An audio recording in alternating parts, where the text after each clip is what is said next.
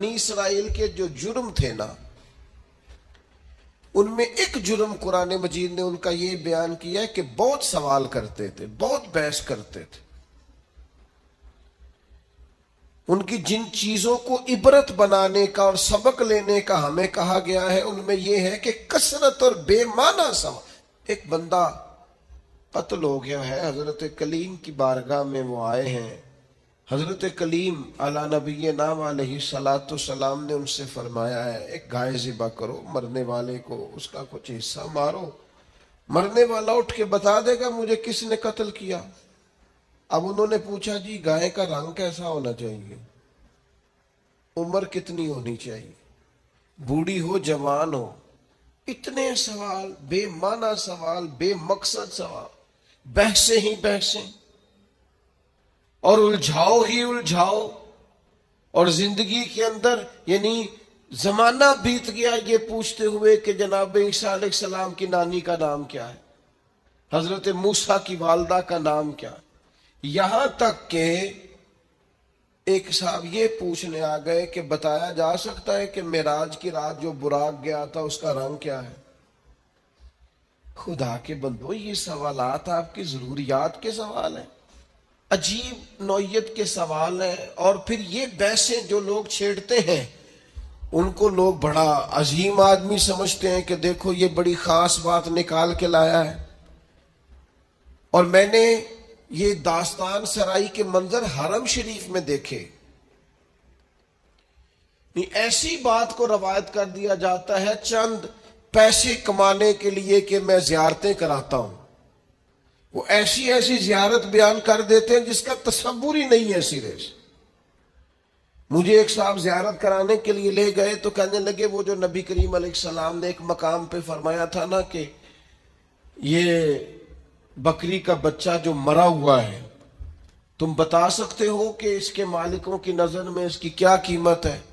تو صحابہ نے کہا کوئی قیمت ہوتی تو یہاں پھینک دیتے، کوئی قیمت نہیں۔ کہنے لگے وہ جو حدیث اور وہ جو واقعہ ہوا تھا جہاں سرکار نے یہ بیان کیا تھا وہ یہ جگہ تھی، اس کی زیارت کر لیں۔ تو میں نے ان سے پوچھا آپ کو کیسے پتا یہ جگہ تھی؟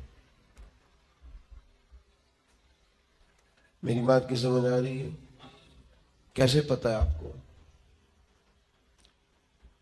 کتاب میں بخاری میں حدیث موجود ہے لیکن وہاں تو کوئی تعین نہیں ہے کہ وہ خاص، یہ بعض اوقات یہ ہوتا ہے کہ سرکار فلاں محلے سے گزر رہے تھے لیکن بعین ہی آپ نے تعین کر دیا اور تبدیلی یہ وقت کے ساتھ جگہ بدل گئی، حالات بدل گئے، کہیں خالی زمین پر مکانات آپ نے تعین کیوں کر کے کیا؟ کس وجہ سے کیا؟ ایک نئی بات جڑنے کے لیے؟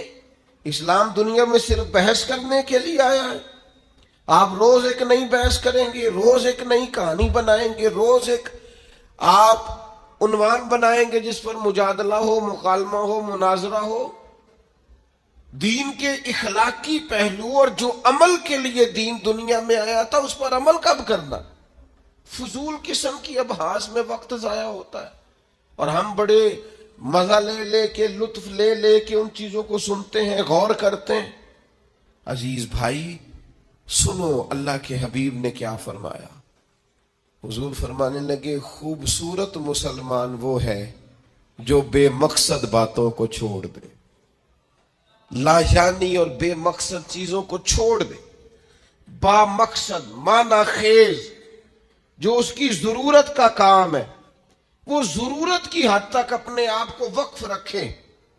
اور پھر دوسرا، ہم ایک اور کام کے اندر بہت زیادہ شوق رکھتے ہیں، میری ذمہ داری جو ہے میں وہ کام ٹھیک نہیں کرتا لیکن مجھے دوسرے کے کام میں مداخلت کرنے کا بڑا شوق ہے، بجائے اس کے کہ میں اپنا خیال رکھوں کہ جو اللہ تعالیٰ نے میرے اوپر ذمہ داری ڈالی ہے وہ میں کس طرح سے سر انجام دے رہا ہوں، میں دوسروں کا خیال رکھتا ہوں۔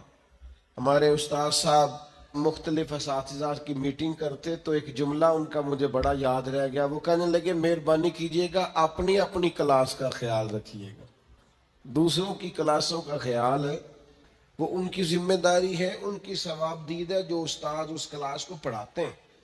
اپنی ذمہ داری، اپنی ڈیوٹی، میں آپ سے عرض کرتا ہوں اگر ہمارے ہاں مزاج مداخلت کا نہ ہوتا، ہمارے ہاں اپنی ڈیوٹیاں اپنے حساب میں اپنے دائرہ کار میں رہ کے کرنے کا مزاج ہوتا، بہت سارے کام صحیح ہو رہے ہوتے. لیکن یہاں ہر شخص کو اجازت ہے، وہ ہر کام کرتا ہے. آپ بیمار ہو جائیں، لوگ تیمارداری کرنے آئیں گے، جتنے لوگ پتہ لینے آئیں گے سارے ایک ایک نسخہ بھی بتا کے جائیں گے، یہ کھا لیں اس سے مجھے فائدہ ہوا تھا. حالانکہ آپ کسی اسپیشلسٹ ڈاکٹر کے پاس جاتے ہیں، آپ کہتے ہیں میں بیمار ہوں، تو وہ پہلے آپ کا بلڈ پریشر دیکھتا ہے، پھر ایک کونے میں وہ لکھتا ہے کہ آپ کو شوگر تو نہیں، پھر آپ کا وزن پوچھتا ہے، عمر پوچھتا ہے. اس تقاضے کی روشنی میں ان ساری چیزوں کو دیکھ کر نسخہ تیار کرتا ہے. لیکن وہ جو آپ کے لیے چاروں مغز بنا کے لایا، اس نے کچھ بھی نہیں پوچھا کہ بھئی آپ کو شوگر تو نہیں، بلڈ پریشر تو نہیں، یہ والا مرض تو نہیں. لے آیا ہے. چونکہ ہر بندے کو حکیم بننے کا شوق ہے، اسی طرح ہر آدمی کو دینی مسئلہ بیان کرنے کا شوق ہے. اس نے کوئی 4 کتابیں بھی نہیں پڑھی، وہ ضروریات سے بھی آگاہ نہیں، اسے نہیں پتا کہ دین کے مختلف پہلوؤں کا عنوان کیا ہے. کسی استاد کے پاس وہ نہیں بیٹھا، 4 باتیں کہیں سے سن لی ہیں اور 4 چیزیں کہیں سے اس نے دیکھ لی ہیں تو وہ بہت بڑا جناب دائی بن کے وہ کام کر رہا ہے. تو اپنا کام جو ہے اس کو صحیح کر کے اگر کیا جائے، اگر ٹھیک کر کے کیا جائے اپنے دائرہ کار کے اندر، آپ یقین کریں بندے کو مزہ آتا ہے کام کرنے. حضرت معاویہ بن خدیج رضی اللہ تعالیٰ عنہ ایک صحابی ہیں، وہ کہتے ہیں سیدنا عمر فاروق رضی اللہ تعالیٰ عنہ نے اپنے زبانہ مبارکہ میں مجھے ایک مہم کے لیے بھیجا تھا. تو وہ ماحول کچھ اس طرح کا بنا ہوا تھا کہ شدید انتظار تھا کہ بنا کیا. تو آج کل کا تو دور تھا نہیں کہ فوراً آپ کسی چیز کو لائیو دیکھ لیں یا واٹس ایپ پہ فوراً آپ کو میسج کر دیں، دور سے آنا ہے اور آ کر ہی کسی نے پیغام دینا. تو ابن خدیج رضی اللہ تعالیٰ عنہ کا بڑا انتظار تھا جناب عمر کو. فرماتے میں دوپہر کے وقت خبر لے کے مدینہ طیبہ میں آیا. چلچلاتی دھوپ تھی، گرمی کا موسم تھا اور رواج بھی تھا دوپہر کا کھانا کھا کے لوگ آرام کرتے. بعد ظہر میں پہنچا، اکثر دروازوں کے کواڑ میں نے بند دیکھے، تو میں نے کہا کہ عصر کے بعد جناب عمر کو پیغام دوں گا کہ اللہ نے فتح دے دی. فرماتے ہیں کہ بعد عصر میری ملاقات ہوئی تو جناب عمر تو نماز کا سلام پھیرتے ہی پوچھنے لگے، او یار اللہ تیرا بھلا کرے، میں تو تھک گیا تیرا انتظار کر کر. کیا نتیجہ نکلا؟ اللہ نے کامیابی دی. تو فرماتے ہیں میں نے فوراً کہا حضور اللہ کا شکر ہے، اللہ نے اپنے فضل سے مسلمانوں کو کامیابی دی. حضرت عمر کہنے لگے کہ جو رستہ ہے وہی مجھے معلوم ہے اور جنگ کا دورانیہ بھی معلوم ہے، تو آپ دیر سے کیوں آئے؟ میں بے چین تھا. حضرت معاویہ بن خدیج رضی اللہ تعالیٰ عنہ عرض کرنے لگے حضور میں تو آ گیا تھا ظہر کے بعد، لیکن اس خیال سے کہ آپ سو رہے ہوں گے، اس خیال سے کہ آپ آرام فرما ہوں گے، میں نہیں آیا کہ عصر کے بعد مسجد میں ملاقات ہوگی تو میں بتا دوں گا. تو یہ جناب عمر کا طرز ہے. یہ وہ لوگ ہیں جن کا وجود اس طرح کا تھا کہ ہر چیز میں ٹھہراؤ تھا. حضرت عمر فرمانے لگے سویا کرتا تھا میں، لیکن امیر المومنین بننے سے پہلے تم دوپہر کی بات کرتے ہو، میں تو احساس ذمہ داری کے بوجھ میں اتنا دبا ہوں کہ رات کو بھی جی بھر کے نہیں سو پاتا. میں سمجھتا ہوں میری ڈیوٹیاں ہیں، مجھے ڈیوٹیاں کرنی چاہیے، اپنی ذمہ داری کو مجھے صحیح طریقے سے سر انجام دینا چاہیے، مجھے اپنا کام وقت پر کرنا چاہیے. تو ہم کیا کرتے ہیں؟ لغویات میں وقت ضائع کرتے ہیں، بے معنی بے مقصد مبہم کاموں میں. ہماری ضرورت کے کام پڑے ہوئے ہیں، گھر والے آوازیں دے رہے ہیں، یہ کام کرانے والا ہے، یہ ڈیوٹی کرنے والی ہے. ہم جس جگہ جس ادارے کے کسی جگہ ملازم ہیں، ڈیوٹی کرتے ہیں، وہاں چیزیں منہ چڑھا رہی ہیں کہ یہ کام ابھی ہونے والا ہے، یہ ہونے والا، لیکن ہمیں باقی ساری دنیا کا پتہ ہے. باقی سارے معاملات کا ہمیں پتہ ہے. ہم نے اپنی ڈیوٹی صحیح کرنی. حضرت سعد بن ابی وقاص رضی اللہ تعالیٰ عنہ کو جناب عمر نے بلا کے کہا میرا دل کرتا ہے آپ ایک صوبے کے گورنر بن جائیں. تو حضرت سعد بن ابی وقاص کہنے لگے حضور کوئی میدان والا کام بتائیں, کوئی تلوار والا کام بتائیں, مجھے وہ کام بتائیں کہ میں دشمن کے مقابلے میں ڈٹ جاؤں اور میں کسی غزوے میں نکلوں, جہاد پہ نکلوں اور میں فوج کی سپہ سالاری کروں. یہ بیٹھ کر کام کرنا اور حکومت کرنا یہ میرے بس کی بات نہیں. ہم تو گھوڑوں پہ رہنے والے لوگ ہیں. شہاب الدین محمد غوری, اللہ نے اس شخص کا وجود پاکستان کو عطا کیا. کسی نے ان سے کہا غوری صاحب ملاقات کرنی ہو تو کہاں ملیں گے؟ فرمانے لگے ہم نے کہاں ملنا, ہم تو گھوڑوں کی پشت پہ ہوتے ہیں. اگر کبھی گھوڑے کی پشت پہ ملنا ہوا تو ملاقات کر لینا. زندگی ایک سفر ہے, ہم اپنی ڈیوٹی کر رہے ہیں, ہم کسی اور کام میں الجھنا نہیں چاہتے.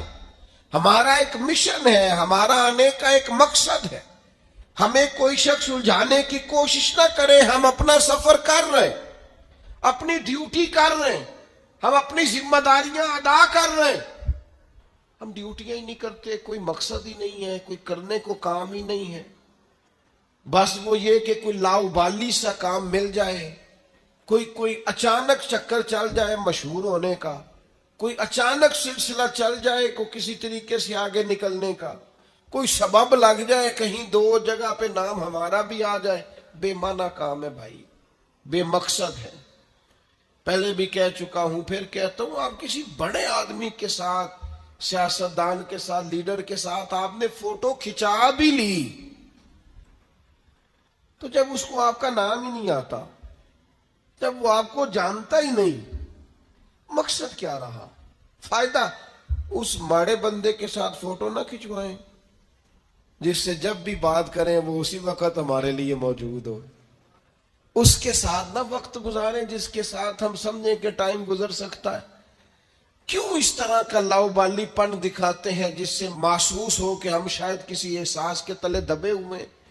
با مقصد کام, جدوجہد, خدمت, ڈیوٹی. امام محمد مالک رحمت اللہ علیہ شدید علیل ہو گئے تھے, سخت علیل تھے. خبر پھیل گئی کہ اب ان کی صحت جو ہے وہ زیادہ نڈھال ہو گئی ہے, اب کمزوری بڑی بڑھ گئی ہے, مشکل ہو جائے گا. تو چونکہ وہ فقیہ تھے, فقیہ جو ہوتے ہیں وہ مسائل میں کتاب و سنت کو سامنے رکھ کے اس پہ تفکر کرتے رہتے ہیں.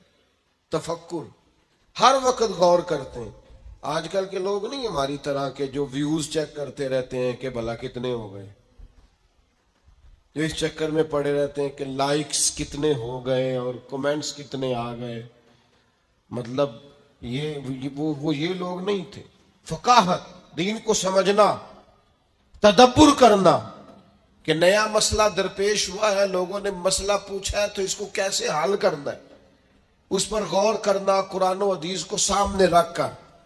اور وہ فرمایا کرتے تھے کہ میں نے جب بھی کوئی آیت پڑھی ہے نا, پہلے بھی پڑھی ہوئی تھی, دوبارہ پڑھی ہے تو ایک نیا معنی اللہ نے مجھے عطا فرمایا, ایک نیا سبق ملا ہے, اس سے ایک نئی چیز میں نے. تو امام مالک کا لوگوں تک یہ بات پہنچی کہ وہ بیمار ہیں اور شدید بیمار ہیں, علیل ہیں اور بڑے ہی علیل ہیں. ان کے ایک شاگرد تھے پرانے, وہ دور سے تیمارداری کرنے آئے. کہتے ہیں جب مجھے اجازت دی گئی ان کے اہل خانہ کی طرف سے, ان کے کمرے میں پہنچایا گیا تو امام صاحب بے ہوش تھے, تیز بخار تھا. میں نے جا کے سلام لی, دو چار باتیں کی تو امام صاحب بیدار ہوئے. تیز بخار تھا, ہاتھ اٹھاتے تھے تو ہاتھ کانپتا تھا, اور نکاہت تھی. اور گھر والے مجھے ان کے بچے, ان کے پوتے بتا رہے تھے کہ کئی دنوں سے کھانا پینا حضرت نے بہت کم کر دیا. لیکن فرماتے ہیں اسی وقت ہی آنکھیں کھول کے کہنے لگے یار شکر ہے اللہ کہ تم آئے ہو, میں ڈھونڈ رہا تھا کہ کوئی عالم دین مل جائے, ایک فقہی جزیے میں الجھ گیا ہوں. یہ پوچھنا تھا کہ فلاں حد جب بندہ کرتا ہے اس کے بعد صحیح جو ہے وہ سواری پہ کرنی چاہیے یا پیدل کرنی چاہیے. سواری پہ افضل ہے کہ میں اس مسئلے میں الجھا ہوا ہوں, ذرا تھوڑا آنا، یہ دلائل ہیں، یہ دلائل ہیں، یہ فلاں نے لکھا ہے، یہ فلاں نے لکھا ہے، ذرا استنباط کاری سے مسئلہ کیا ہے؟ تو شاگرد بڑے نکمے ہوتے ہیں کئی، ذرا تھوڑا سا جان چھڑاتا ہوں کہ کسی طریقے سے یہ کیا لوگ ہیں کہ آخری ہجکیاں چل رہی ہیں اور ابھی امت کو مسائل نکال نکال کے دے رہے ہیں۔ فرماتے ہیں میں دلیلیں دینے لگا تو امام صاحب میری دلیلیں توڑنے لگے، کہنے لگے نہیں تیری بات تو ٹھیک ہے پر فلان جگہ یہ بھی تو لکھا ہے نا۔ میں نے پھر دلیل دی کہ وہ تو ٹھیک ہے پر فرما امام کا اس پر یہ قول بھی تو موجود ہے۔ فرماتے ہیں کتنی دیر علمی گفتگو ہوتی رہی، پھر وہ تھک گئے اور لیٹ گئے، تو میں نے کہا آپ آرام کریں، مجھے اجازت دیں۔ کہتے ہیں ابھی میں ان کی گلی کے کونے پہ آیا تھا کہ ان کے بیٹے کے رونے کی آواز آئی اور میں دوڑ کر پلٹ کر آیا تو اس نے کہا قربان جاؤں اس شخص پر جس کی ساری زندگی قرآن و حدیث میں غور کرتے گزر گئی، یہ دیکھو آخری ہجکی بھی لی ہے تو رسول اللہ کا دین سمجھتے ہوئے لی۔ آپ گئے ہیں تو امام صاحب کا لے سجنا سا توڑ نبھائی، ایسی جان بھی دتی تے رات تیرے، آخری دم تک دین پر غور، کتاب و سنت سے رشتہ، مشن والے لوگوں نے کام کیا۔ حضرت عمر کو شہید کیا گیا تھا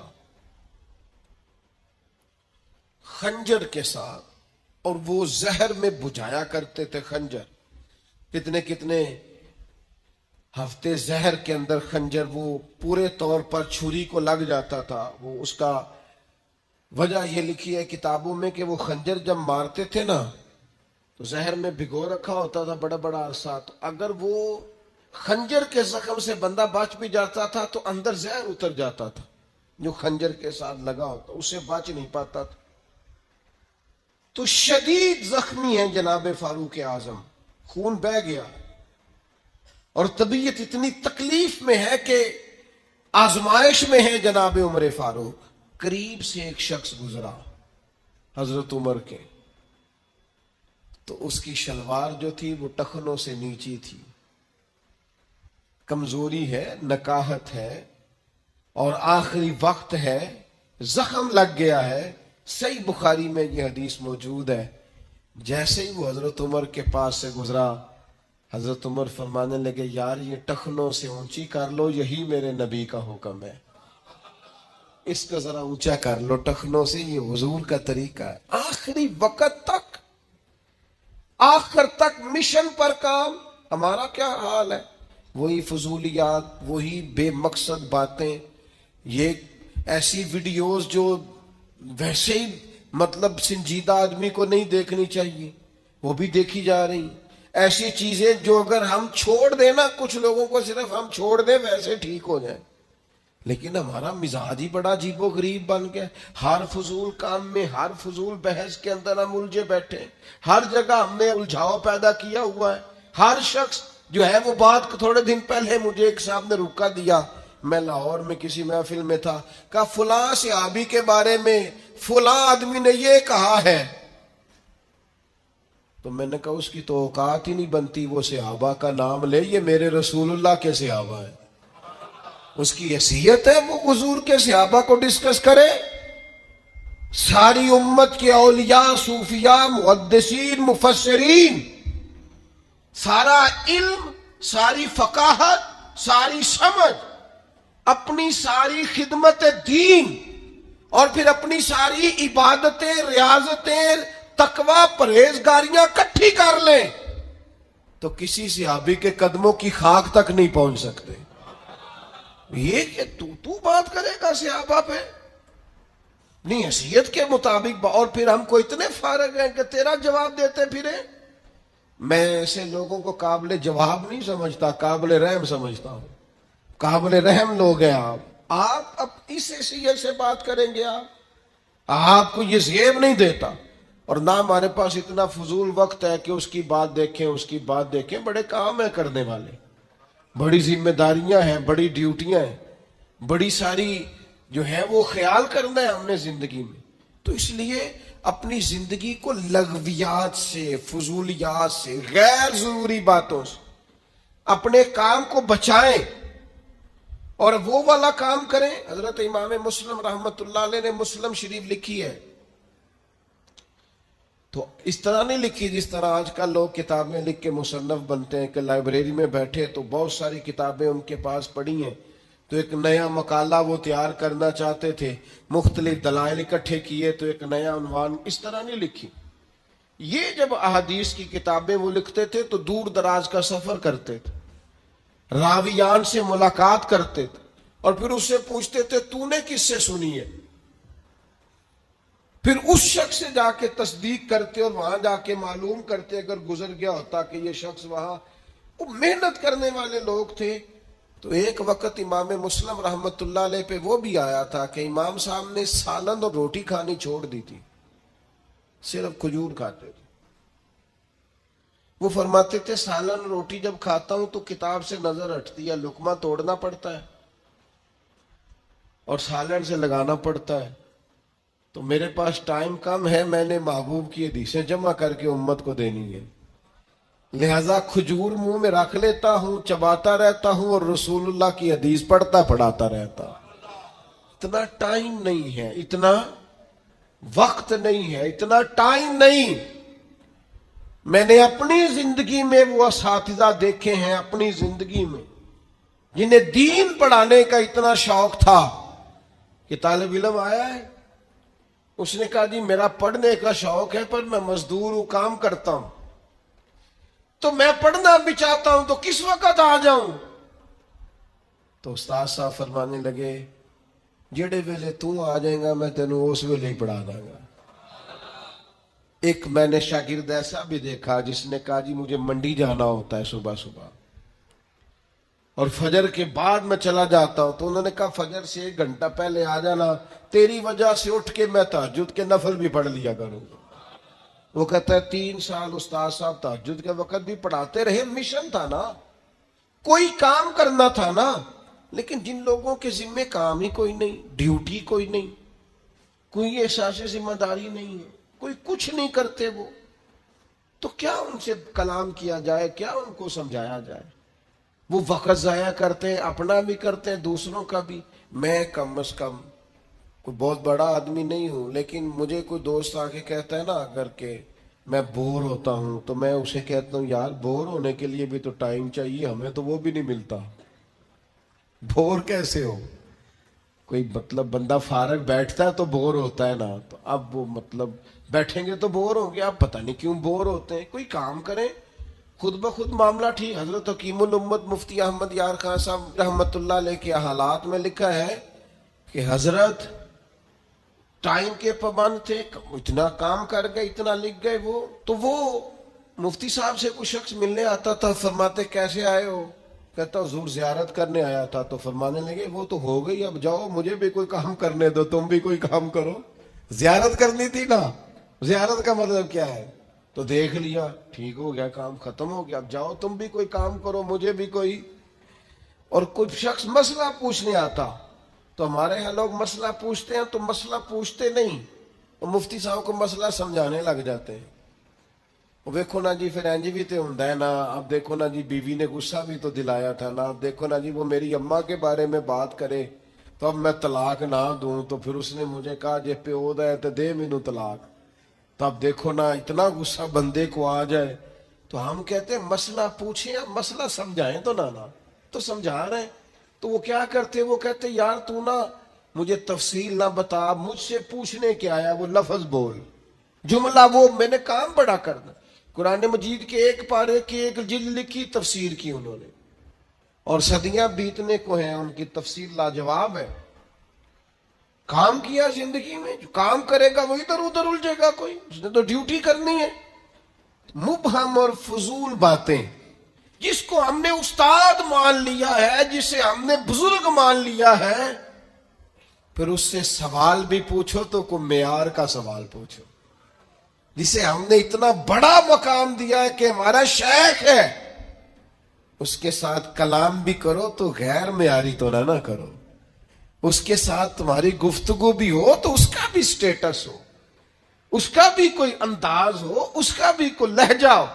صحابہ جب رسول پاک سے بات کرتے تھے تو ان کے جملے دھلے ہوئے، ان کے لہجے خوشبو والے، ان کے مزاجوں کا ٹھہراؤ، ان کی طبیعت کا حسن، بات کرتے تھے رنگ بدل دیتے تھے بات کا.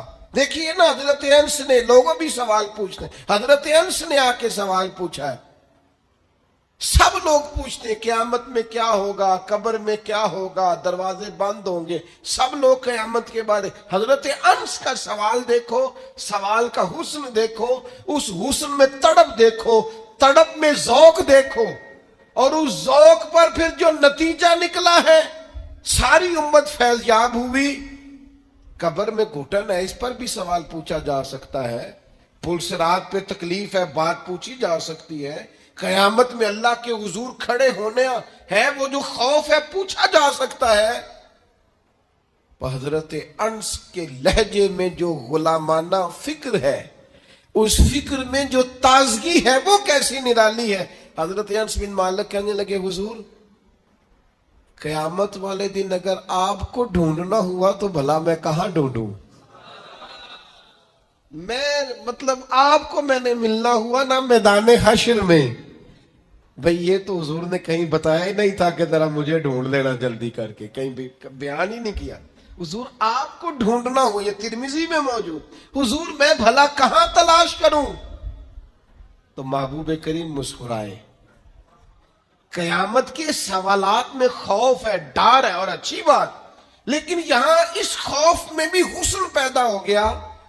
حضور فرمانے لگے پل صراط پہ امت گزر رہی ہوگی، میں دعائیں کر رہا ہوں گا. تو حضرت انس کہنے لگے حضور نا ملاقات ہوئی تو؟ فرمایا حوض کوثر پہ امت آئے گی، میں جام بھر بھر کے پلا رہا ہوں گا.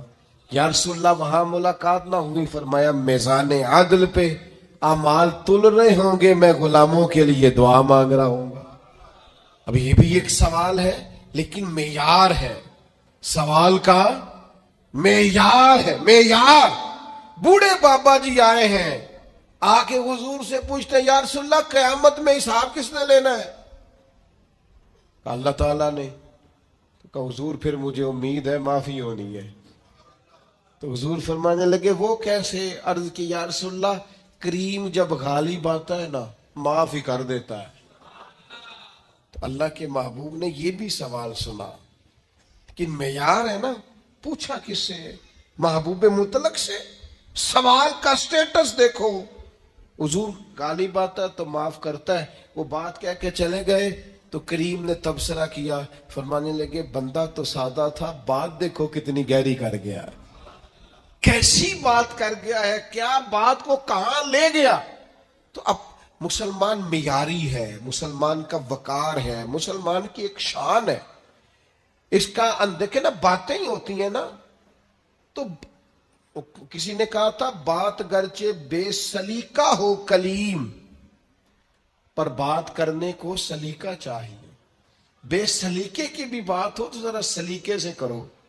سوال ہی پوچھا تھا نا حضرت عباس سے کسی نے کہ آپ بڑے ہیں کہ نبی پاک؟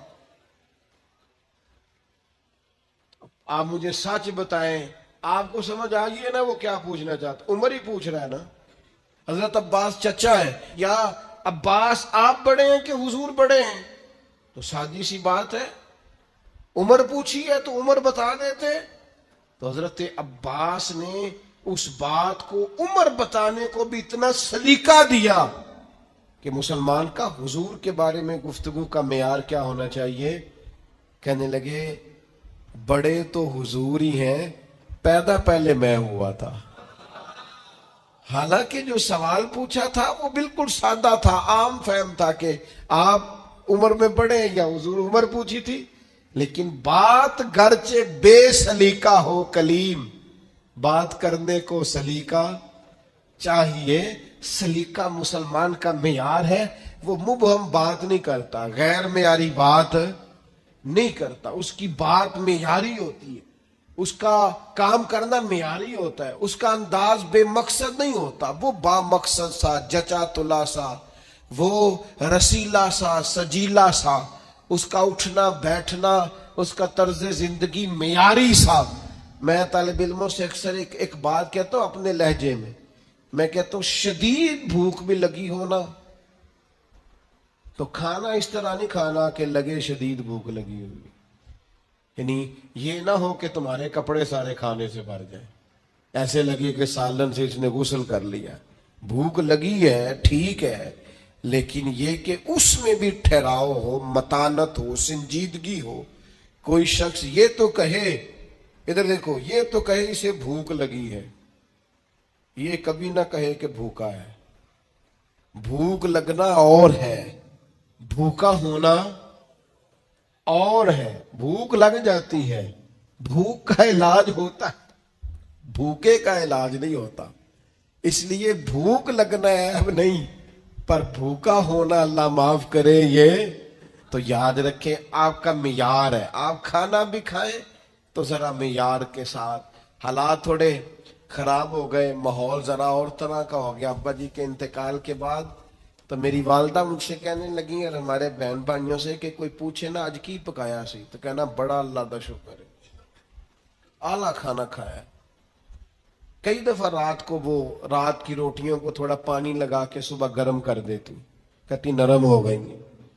کئی دفعہ وہ یوں کرتی کہ رات کی دال میں تھوڑا پانی ڈال کے اور پتلا کر دیتی، لیکن فرماتی بیٹا یہ غریبی کسی کو نہیں، اور وہ ان کا اپنا لہجہ تھا، وہ کہا کرتی تھی کہ دے کے تو انہوں کسے بھی نہیں جانا، لیکن مفت کی ہمدردیوں کی ضرورت، بلا وجہ مظلوم بننے کی کیا ضرورت۔ آپ خودداری میں رہیں، عزت نفس میں رہیں۔